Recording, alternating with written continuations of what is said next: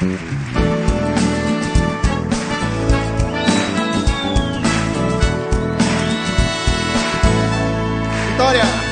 Vitória, vitória, ao Senhor pertence a vitória. Vitória, vitória, ao Senhor pertence a vitória. E hoje em Jesus, através do seu amor, somos muito mais que vencedores. Oi!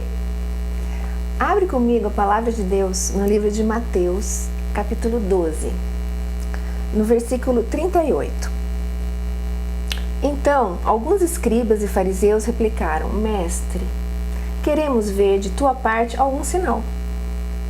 Ele, porém, respondeu: Uma geração má e adúltera pede um sinal, mas nenhum sinal lhe será dado, a não ser o do profeta Jonas.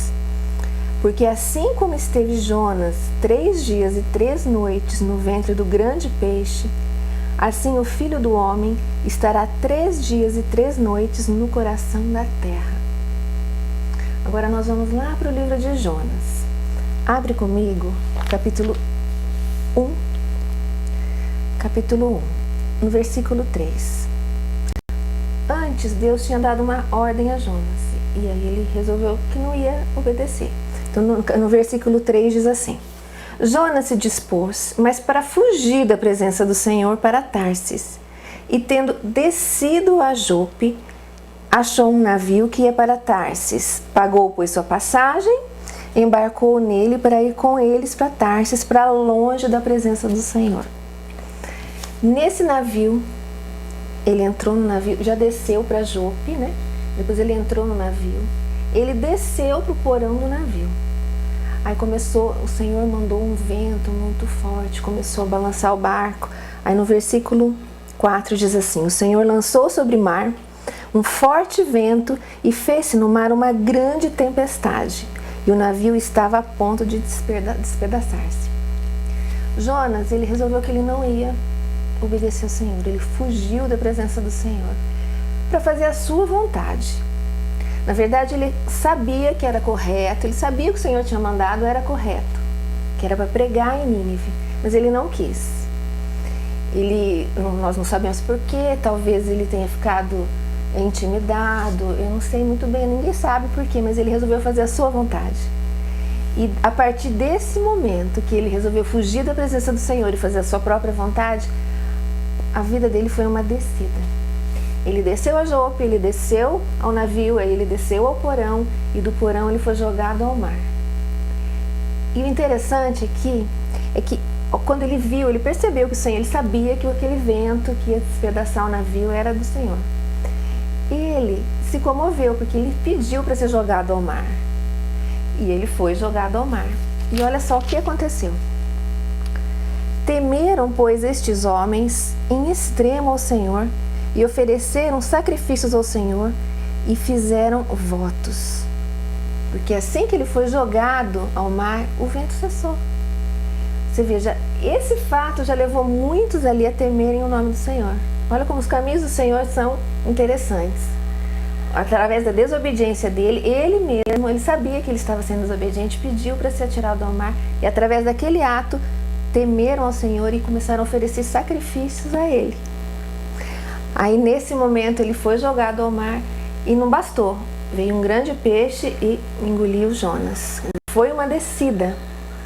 Ele sabia que estava errado e dali ele clamou ao Senhor. E no versículo 2 ele diz assim: Então Jonas, do ventre do peixe, orou ao Senhor seu Deus e disse: Na minha angústia clamei ao Senhor e ele me respondeu.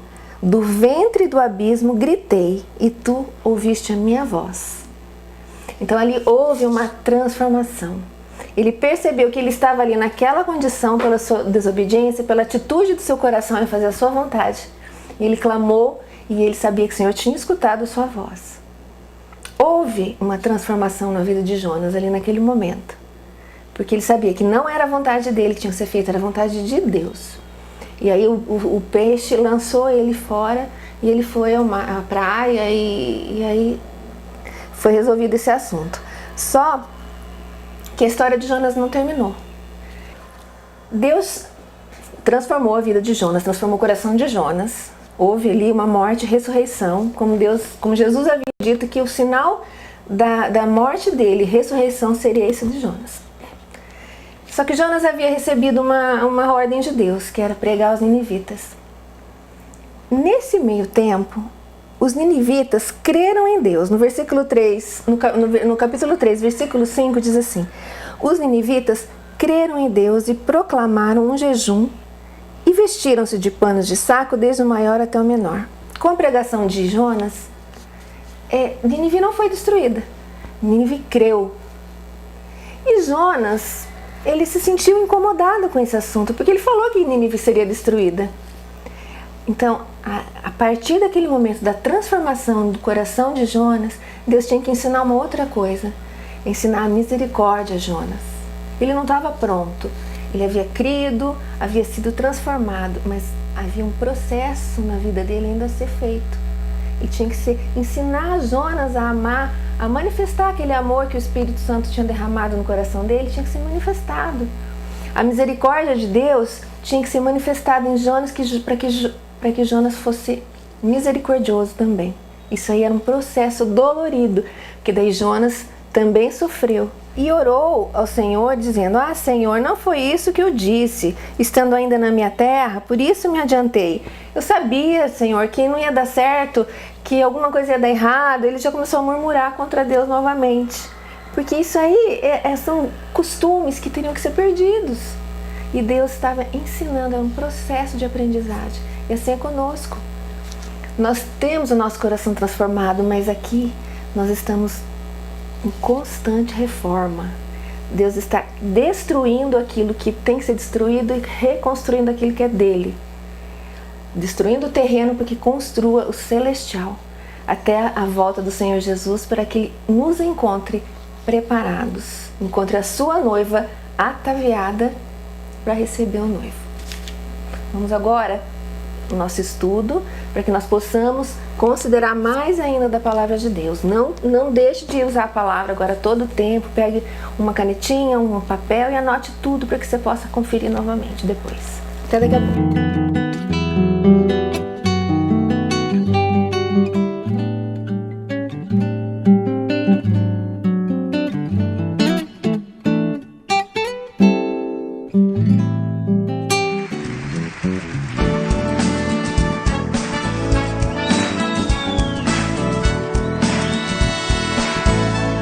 Vitória! Vitória, vitória, ao Senhor pertence a vitória. Vitória, vitória, ao Senhor pertence a vitória.